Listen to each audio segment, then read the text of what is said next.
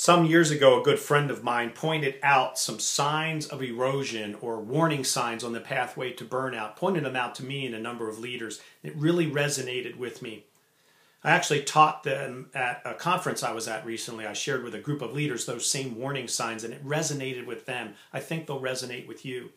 And I want to cover 3 of them that are indicators that you may be drifting toward burnout. The first one is words without action. Hey, let's do lunch. We'll have to get together on that. Hey, I'll call you next week.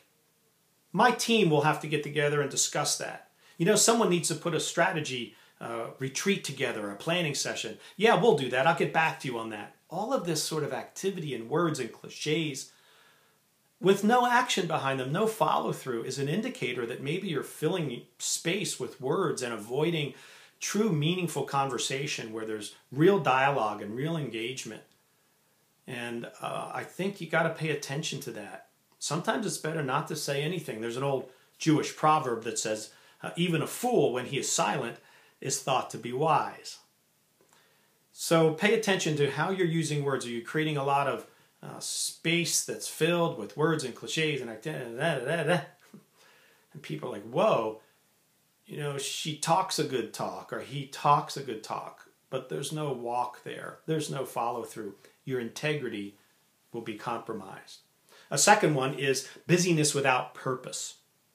Shuffling the papers on the desk again, reorganizing the files, doing yet another search, checking, did I get liked on Facebook? Who's looking at my profile on LinkedIn? After all, it's been 3 minutes since I checked. This sense of I need to constantly be active and busy and finding out information. Researchers at Purdue did a study of television watching in light of the proliferation of tablets, mobile devices, the internet. They expected to find a drop in television watching as we spend more time looking at these other screens. Just the opposite happened. Television watching increased during the proliferation of all these devices. And they made this comment: people are spending more time looking at screens than they are into one another's faces. Instead of doing meaningful relationships, instead of having purpose to our activity, we're filling it with distractions. And it's something to be aware of. The more and more you do that, the more it says there's something breaking down here. Just busyness for the sake of busyness will lead to burnout. A third thing is relationships without reciprocity, or relationships without a return. I give, I teach, I serve, I help, I care. I never get back.